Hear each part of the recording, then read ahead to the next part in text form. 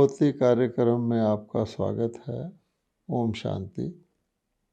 कई बहन भाई पूछते हैं कि अंतिम पेपर के लिए हमें क्या तैयारी करनी है। हम सब जानते हैं कि अंतिम पेपर किसी का भी कभी भी आ सकता है। हमने अंतिम श्वास ली और हमारा अंतिम पेपर आया। हमारी मातेश्वरी जी जो अंतिम पेपर में बहुत काल पहले ही पास विद ऑनर्स हुई थी, हम जानते हैं कि उनका एक स्लोगन था, हर श्वास को अपनी अंतिम श्वास समझो। अर्थात किसी भी वक्त किसी भी ब्राह्मण का अंतिम पेपर आ सकता है। अब अंतिम पेपर की तैयारी का यही अर्थ हुआ कि हमें एवर रेडी रहना है हर प्रकार से। जब हम एवर रेडी रहेंगे तो किसी भी समय अंतिम पेपर आए तो हम उसे पास कर सकते हैं। हम ये भी जानते हैं कि पास 3 प्रकार का होता है। एक पास विद ऑनर्स, एक सिंपल पास और एक फिर होता है ग्रेस मार्क्स देकर पास किया जाता है। तो पास विद ऑनर्स होने के लिए हमें हर प्रकार से प्रिपेयर्ड, एवर रेडी, और जो कुछ हमको करना है अंतिम पेपर से पहले संपन्न और संपूर्ण बनना, वो भी हमें पहले पहले बनना होगा। अब क्वेश्चन ये है कि अंतिम पेपर का क्वेश्चन क्या होगा। तो प्यारे बाबा ने हमें ये भी बहुत आसान करके बता दिया था कि जब हम आए थे ज्ञान में तो हमारा एक क्वेश्चन था, मैं कौन हूँ। अब भगवान कहते हैं मैं कौन हूँ का आपको उत्तर दिया गया। अब सचमुच वो मैं बन जाए हम, वही हमारा अंतिम पेपर होगा कि हम अपने मैं अर्थात आत्मस्वरूप में पूरी तरह से स्थित हो जाएं। तो मैं कौन हूँ ही हमारा अंतिम पेपर होगा, अर्थात मैं कौन हूँ की स्थिति में पूरी तरह से स्थित होना। अब इसके लिए भिन्न भिन्न प्रकार से प्यारे बाप दादा हमको भिन्न भिन्न युक्तियाँ और विधियाँ बताते ही रहे हैं। और एक खास बात जो अव्यक्त बाप दादा ने हमें बताई थी वो ये थी कि जब बाप दादा अव्यक्त हुए, बाबा अव्यक्त हुए, ब्रह्मा बाबा, तो उन्होंने हमें 3 शब्दों में शिक्षा दी थी। वो बाबा ने कहा था कि ये 3 शब्द सारे ही ज्ञान योग धारणा सेवा का मूल सार हैं और हम सबको वो 3 शब्द याद ही होंगे, निराकारी, निर्विकारी और निरअहंकारी।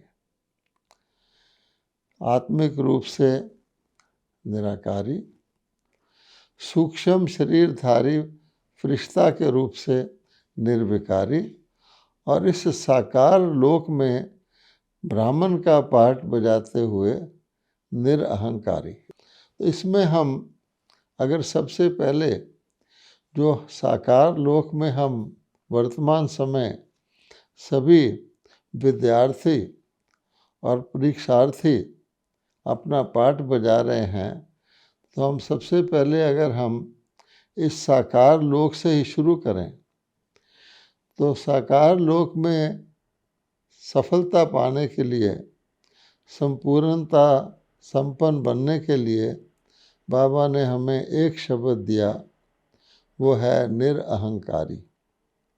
अब ये निरअहंकारी शब्द बहुत सूक्ष्म है, इसका अर्थ भी बहुत गहरा है। निरअहंकारी का क्या अर्थ है? एक तो मोटे रूप से अर्थ है कि हमें अभिमान से मुक्त होना है।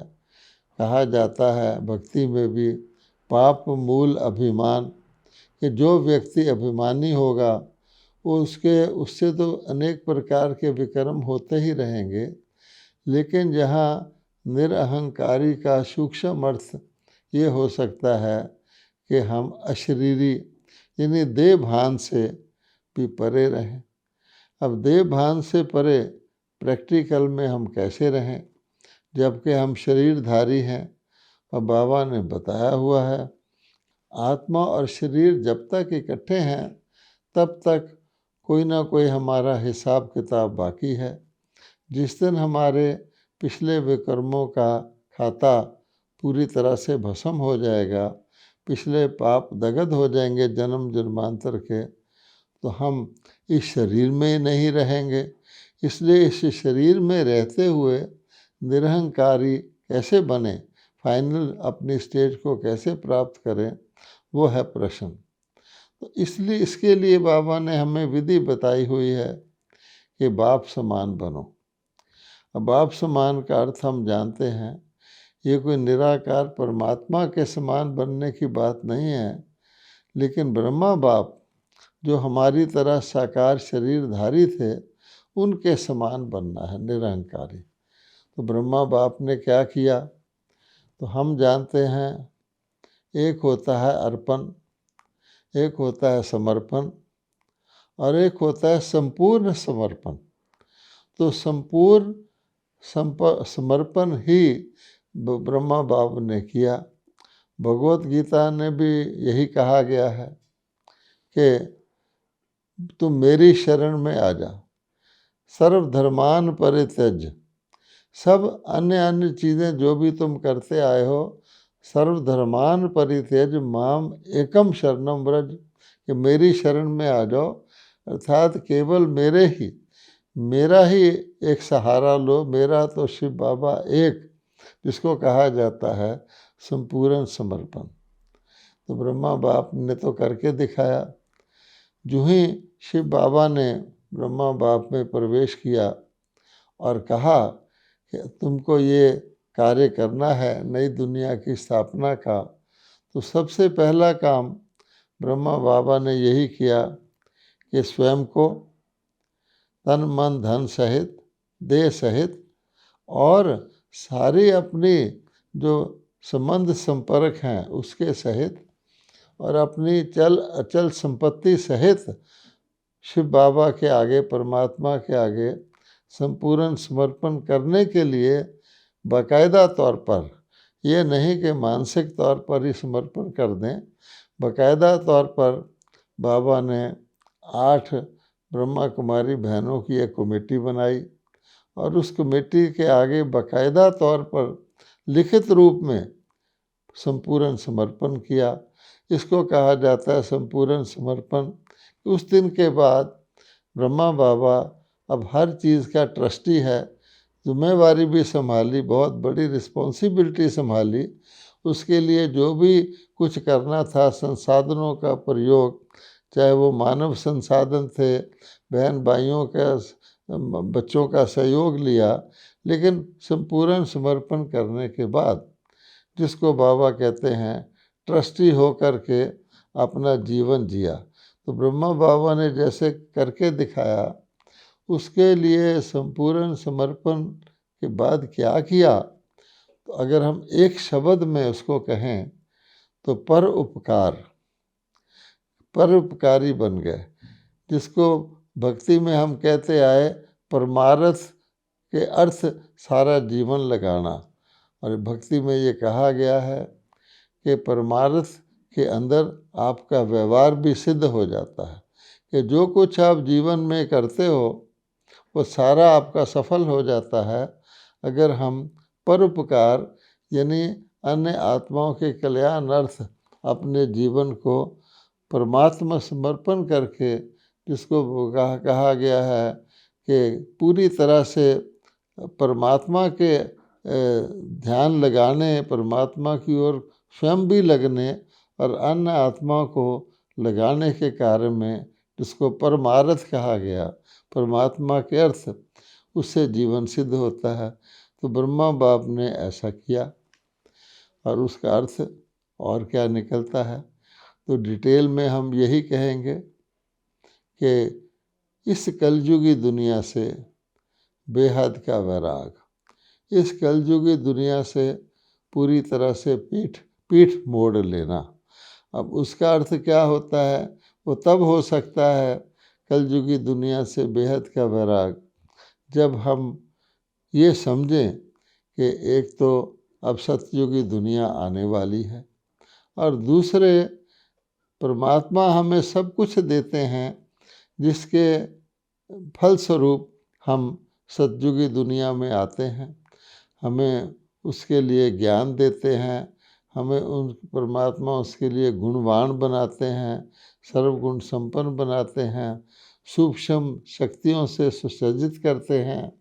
हमारे पिछले सारे हिसाब किताब जो कर्म बंधन युक्त हैं, उनसे हमें मुक्त करवाते हैं, ये सारा कार्य करवाते हैं। मोटे रूप से हम अपने आप को टेस्ट कर सकते हैं, अपने आप से पूछ सकते हैं। क्या पूछें? अगर हम पूछें आपस में एक दूसरे से, क्या सतयुग में कोई भी चीज़ खराब हो सकती है, कोई भी चीज़ व्यर्थ होती है, तो आंसर यही निकलेगा, नहीं। सतयुग तो स्वर्ग है, वैकुंठ है, पैराडाइज है। पैराडाइज में तो कुछ खराब होता ही नहीं है, सब कुछ अच्छा ही अच्छा होता है। स्वर्ग तो उसका अर्थ है स्वर्ग। अच्छा, बाबा हमको हमेशा दोनों तरफ का कंट्रास्ट करके बताते थे। अगर सतयुग में कुछ भी खराब नहीं हो सकता, तो क्या कलयुग में कुछ भी अच्छा हो सकता है? तो आंसर तो इसका सीधा आना चाहिए कि नहीं। लेकिन हम देखते हैं, मोटे रूप से हम समझते हैं, एक तो कलयुग अब जाने वाला है, ख़त्म हो रहा है। जब कलयुग ख़त्म होगा तो कोई कलयुगी चीज़ बचेगी ही नहीं। लेकिन उससे पहले बेहद का वैराग करना। एक होता है हद का संन्यास, जो सन्यासी लोग भी करते हैं, घर गृहस्थ का संन्यास करते हैं, परिवार का संन्यास करते हैं।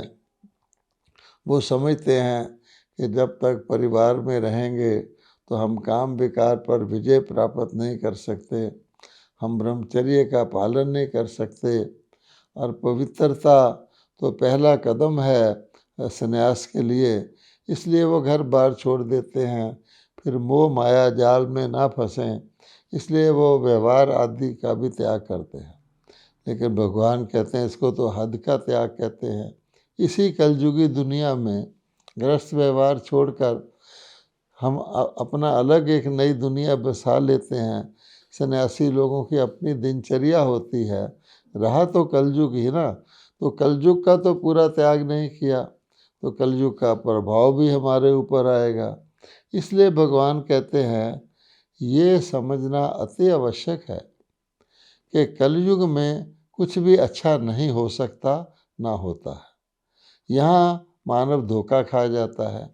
मानव ये सोचता है कि सतयुग में तो कुछ खराब नहीं होता, लेकिन कलयुग में कुछ चीज़ें तो अच्छी हैं। उदाहरण के तौर पे व्यक्ति सोचता है कि फल खाना, सेब खाना इत्यादि स्वास्थ्य के लिए अच्छा है। बादाम भिगोकर खाना स्वास्थ्य के लिए अच्छा है। और ना सही तो सैर करना, थोड़ी सी एक्सरसाइज करना, ये तो स्वास्थ्य के लिए अच्छा है। ये तो कलयुग में अच्छी चीज़ है। इसी प्रकार से व्यक्ति ये भी अंदाज़ा लगाना शुरू कर देता है, कलयुग में भी कुछ भले लोग हैं, कुछ अच्छे लोग हैं, उनका संग करना तो अच्छा ही है। लेकिन यहाँ व्यक्ति धोखा खा जाता है। भगवान कहते हैं कि देखो, कलयुग के अंदर कितने लोग हैं जो जिनके पास धन भी है और अनेक प्रकार के फल भी पैसे वालों के लिए दुनिया में उपलब्ध हैं। कलयुग में सैर करने का भी हर एक को पूरी पूरी छुट्टी है। किसी प्रकार से भी व्यक्ति अपने स्वास्थ्य का ध्यान रख सकता है। लेकिन अगर आप गौर करेंगे, क्या ये सब कुछ होते हुए भी कलयुग में कोई स्वस्थ रहता है? क्या धनवान लोग अच्छे अच्छे व्यंजन, अच्छे अच्छे हेल्दी पदार्थ खाते हुए भी क्या वो स्वस्थ रहते हैं? क्या उनका मन भी स्वस्थ रहता है? नहीं। तो भगवान ने तो हमको ये नहीं कहा है कि फल खाने से और अच्छे अच्छे प्रकार के शारीरिक व्यायाम आदि करने से तुम स्वस्थ रह सकते हो। ये तो आवश्यक है कि अवश्य है कि हर चीज़ का यहाँ फल मिलता है। इस दुनिया को कर्म क्षेत्र कहा गया है। यहाँ जो कुछ करोगे उसका फल अवश्य मिलेगा। अगर आप स्वास्थ्य के लिए कुछ करोगे उसका फल अवश्य मिलेगा। यहाँ तक कि भगवान ने बता दिया है, अगर कोई अस्पताल आदि भी खोलता है तो उसका अगले जन्म में अच्छा स्वास्थ्य मिल जाता है। अगर कोई धन का दान करता है तो उसको अच्छे घर में, राजा के घर तक में जन्म मिल जाता है। अगर कोई विद्या का दान करता है, स्कूल कॉलेज आदि बनवाता है, तो उसकी अगले जन्म में बुद्धि अच्छी हो जाती है। ये तो अल्पकालिक चीज़ें हैं। लेकिन अगर हम ये कहें कि हमारे पिछले किए हुए सभी विकर्मों का, जो द्वापर से लेकर हम कलयुग के अंत तक विकर्म ही करते आए हैं, यहाँ तक कि भगवान ने गीता में स्पष्ट कह दिया है कि रजोगुण से ही काम विकार की उत्पत्ति होती है और काम से ही क्रोध की उत्पत्ति होती है। काम, क्रोध, लोभ नरक के द्वार हैं। तो ये सब चीज़ें हम करते आए हैं और द्वापर से अब तक कलयुग के अंत तक हमने कितने विक्रम कर लिए होंगे। उनको ख़त्म करने का क्या उपाय है? तो भगवान ने ये तो नहीं कहा कि फल खाकर आप सैर करके, व्यायाम करके आप हेल्दी बन सकते हो, जब तक आपके ऊपर पिछले विकर्मों का बोझ है। इसलिए भगवान ने कहा है कि संपूर्ण सर्वांगीण स्वास्थ्य के लिए योग बल की आवश्यकता है। मेरे साथ योग लगाओगे तो मैं तुम्हें सब पापों से मुक्त करूँगा। भगवान ने साफ साफ कहा है कि मन मना भव, मन को मेरे में लगाओ तो मैं तुम्हें सब पिछले पापों से मुक्त करूँगा। मेरे साथ योग युक्त हो जाओ। इसलिए कलयुग में कोई अच्छी चीज़ समझना, क्योंकि कलयुग में कुछ अच्छा हो भी, एक तो वो अल्पकालिक होता है, दूसरा कुछ अच्छा हो भी तो व्यक्ति के मन इतना संतुलित नहीं होता, वो अच्छी चीज़ का ज़्यादा सेवन कर लेता है, इससे उसको और ही ज़्यादा नुकसान हो जाता है।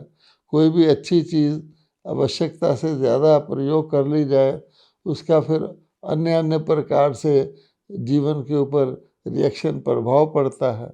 इसलिए कुछ भी कहा जाए तो भगवान ने कहा है कि योग बल से आपका स्वास्थ्य बेहतर होगा, आप हेल्दी बनेंगे, ना कि संसारिक चीज़ों के सेवन से, क्योंकि इसके लिए मन भी स्वस्थ चाहिए। और ज्ञान बल से आप अपने अंदर वो क्षमता पैदा कर सकते हैं, वो आप ज्ञान धन से ऐसे ऐसे श्रेष्ठ कर्म कर सकते हैं जिससे आपकी श्रेष्ठ कर्मों की पूंजी जमा हो।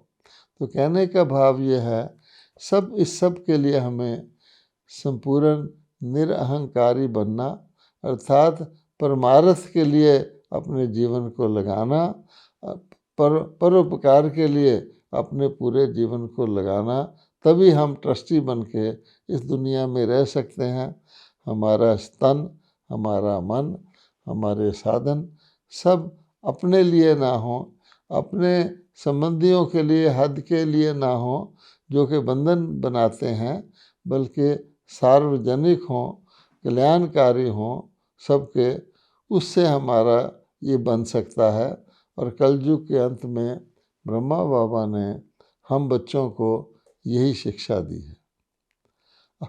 अब एक बात तो भगवान ने कही कि साकार लोक में हमें निरअहंकारी बनना है, और इसीलिए हम सामूहिक तरीके से, जिसको हम कहते हैं ब्रह्मा कुमारी ईश्वरी विश्वविद्यालय कहते हैं, या ब्रह्मा कुमारी परिवार भी कहते हैं, उसके द्वारा हम अन्य आत्माओं को इसी सेवा में लगे हुए हैं कि जिस मार्ग पे हम चल रहे हैं पवित्र बनो, राजयोगी बनो, 5 विकारों से अपने आप को मुक्त करो, आत्माभिमानी बनो। आत्मा में ही विकार होते हैं, आत्मा को ही पाप आत्मा पुण्य आत्मा कहा जाता है। ये सारी ज्ञान योग को सीखकर जीवन में इसकी धारणा करना और दैवी गुणों को लाना, आसुरी अवगुणों को निकालना, ये सारा कार्य भगवान ने हमें सिखाया है। लेकिन भगवान कहते हैं एक होते हैं मोटे रूप से विकार, जो स्थूल विकार होते हैं। एक विकार मन के अंदर सूक्ष्म रूप से विकारों का अंश रह जाता है। अब विकारों का अंश भी जो है बहुत जल्दी मौका मिलने पर वंश में परिवर्तित हो जाता है। तो ना केवल हम जैसे बाहर के रूप से कहा जाता है अन्न दोष से बहुत से विकार पैदा होते हैं, संग दोष से बहुत से विकार पैदा होते हैं, इसलिए अपना अन्न भी सात्विक रखना है, संग भी सत्संग करना है। ये सब चीज़ें ठीक हैं। फिर भी मनोविकार मन के अंदर अभिमान चला जाए, मन से पूरी तरह से निकल जाए, मन से ईर्ष्या द्वेष घृणा भाव निकल जाए, नफरत की भावना निकल जाए, मन के अंदर से क्रोध का अंश जिसको हम कहते हैं रोब डालना, किसी चीज़ के ऊपर प्रभाव डालना, ये भी निकल जाए, मन से काम वासना पूरी तरह से समाप्त हो जाए। इसके लिए भगवान ने कहा है कि आपके सपने में भी, आपके संकल्प में भी विकार ना हो, आप निर्विकारी हों, पूर्णतः पवित्र हों। इसी को बाबा ने कहा है कि सूक्ष्म रूप में निर्विकारी, साकार रूप में निरहंकारी, सूक्ष्म रूप में निर्विकारी। हमें टेस्ट करना है कि हमारी मनोवृत्ति कैसी रहती है, हमारी दृष्टि कैसी रहती है। कहा जाता है जैसी दृष्टि वैसी सृष्टि, जैसी वृत्ति वैसा वातावरण बनता है, जैसा वातावरण बनता है वैसा वायुमंडल बनता है। तो वायुमंडल को बहुत ही शुद्ध और स्पष्ट बनाने के लिए, अपने मन को बिल्कुल ही निर्मल बनाने के लिए, जिसको कहा जाता है क्लीन माइंड, और बुद्धि को बिल्कुल साफ रखने के लिए क्लियर इंटेलेक्ट, इस सब के लिए हमें चेक करना है कि सूक्ष्म रूप में भी हमारे अंदर किसी प्रकार का भी कोई विकार का अंश तो नहीं रह गया। हम अन्य आत्माओं को भी आत्मिक स्वरूप से देखते हैं। हमारे अंदर अन्य आत्माओं को देखकर किसी प्रकार का अभिमान का भाव या मोह का भाव या लोभ का भाव या उनके प्रति क्रोध या काम वासना की वृत्ति तो नहीं आती। इसके लिए भगवान ने कहा है कि सूक्ष्म रूप में भी हमें चेक करना है कि हम निर्विकारी हैं। हमारे ख्वाबो ख्याल जिसको कहा जाता है, संकल्प और सपन में भी विकार ना हो। हम सदा दैवी गुणों की धारणा रखें, हमारे मन में सबके लिए कल्याण का भाव हो, शुभ भावना हो, शुभ कामना हो, किसी की बुराई अपने चित्त पर हम ना रखें। हम भगवान को तो कह देते हैं प्रभु जी मेरे अवगुण चित्त ना धरो। भगवान को जैसे हम शिक्षा दे रहे हैं या रिक्वेस्ट कर रहे हैं कि भगवान मेरे अंदर अवगुण हैं और उसको आप अपने मन में मत लाइए। अब भगवान के साथ रीजनिंग भी करते हैं, जैसे कोई प्लीडिंग करता है आपका नाम समदर्शी है, नाम तुम्हारा है, चाहे तो पार करो, कि सबको एक ही नज़र से देखने वाले हो। अर्थात पाप कर्मी को और पुण्य कर्मी को भी तुम एक ही नज़र से देखो। तो समदर्शी का भी उल्टा अर्थ लेके हम लोग प्रार्थना करते हैं। तो भगवान कहते हैं कि मैं तो किसी के अवगुण चित्त धरता ही नहीं, तभी तो मैं परमात्मा हूँ। और आप भी अब मेरे पास आए हो, प्रभु जी मेरे अवगुण चित्त ना धरो। आप भी किसी के अवगुण अपने चित्त पर ना धरो। परंतु भगत कहता है भगवान मैं तो किसी हर एक के अवगुण चित्त पर धरूंगा, लेकिन आप मेरे अवगुण चित्त पर ना धरो। इसलिए भगवान कहते हैं कि नहीं, कोई भी किसी के भी अवगुण को किसी को चित्त पर नहीं धरना है, नहीं तो व्यक्ति का चित्त मलिन हो जाता है और उसका दृष्टिकोण बदल जाता है, उसके लिए भी और अन्य आत्माओं के लिए भी। इसलिए भगवान कहते हैं कि सेकंड स्टेज में हमें सूक्ष्म रूप में अपने अंदर चेक करना है कि हमारे अंदर विकारों का कोई अंश तो नहीं है। इसलिए बाबा ने कहा सूक्ष्म रूप में निर्विकारी। अब सूक्ष्म रूप व्यक्ति के दो प्रकार के होते हैं, एक है फरिश्ता रूप और एक है जिसको कहते हैं भूतों से, 5 भूत विकारों को भी कहा जाता है, भूतों के द्वारा पजेस्ट रूप के सूक्ष्म रूप में भी व्यक्ति के अंदर विकार रूपी भूतों के अंश हैं। तो भगवान कहते हैं वो आपको दुख देगा, भूत वाला रूप, और भूत वाला रूप में आत्मा मुक्त नहीं हो सकती विकारों से, फरिश्ता रूप में हो सकती है। इसलिए अपना सूक्ष्म शरीर में शुभ भावना शुभ कामना रख करके अपने मन के अंदर हर समय ये कल्याण की भावना रखेंगे तो हम सूक्ष्म रूप में निर्विकारी बन सकते हैं। अब जब हम ये दोनों स्थितियों को प्राप्त कर लेंगे, साकार रूप में निरहंकारी, सूक्ष्म रूप में निर्विकारी, तब हम फिर निराकार लोक में निराकारी रूप में रह सकते हैं। अब भगवान हमको बताते हैं अब सब आत्माओं का वापस जाने का समय है। अब ये सृष्टि नाटक पूरा हो गया है, कलयुग का अंत सबको दिखाई दे रहा है, विनाश ज्वाला प्रकट हो चुकी है। हम जानते हैं कि परमाणु शस्त्र ना केवल तैयार हो गए हैं बल्कि परमाणु की चिंगारी परमाणु युद्ध के लिए भी लग चुकी है। 1 वर्ष से ज़्यादा से 2 देशों के बीच में भयंकर युद्ध हो रहा है। कारण कुछ भी रहा हो, लेकिन मानवता देख रही है कि कितनी तबाही हो रही है। समाज तो क्या, सारे के सारे नगर के नगर, पूरे के पूरा देश उजड़ रहा है सबकी आंखों के सामने। और अब तो ये नौबत आ गई है कि परमाणु शस्त्र चलाने की धमकी देना भी शुरू हो गया है। ना केवल ये बल्कि दूसरी ओर हम प्राकृतिक आपदाओं को भी अपनी चरम सीमा पर पहुंचता हुआ देखते हैं। हम देखते हैं टर्की में कितना बड़ा भूचाल आया है। इसी प्रकार से यूनाइटेड स्टेट्स जो सबसे शक्तिशाली धनाढ़ देश गिना जाता है, वहाँ पर 6-6 फुट बर्फ़ पड़ रही है, बर्फ़ के तूफान आ रहे हैं, जीवन अस्त व्यस्त है। मलेशिया में पानी भर रहा है, अर्थात प्राकृतिक आपदाएं भी मानवता को दुखी कर रही हैं, बेघर कर रही हैं। इसी प्रकार से हम देखते हैं कि जीवन के अंदर मनुष्यों के कलह क्लेश कितना है, और सबसे ज़्यादा जिसको चरित्रहीनता कहा जाता है कि नारी के ऊपर कितना आज अत्याचार, काम विकार कितना बढ़ गया है। काम विकार को भगवान ने महाशत्रु नरक का द्वार कहा है, आज वो भी अपनी चरम सीमा पर है। तो ये सारे विनाश की तैयारियां तो दिखाई दे रही हैं।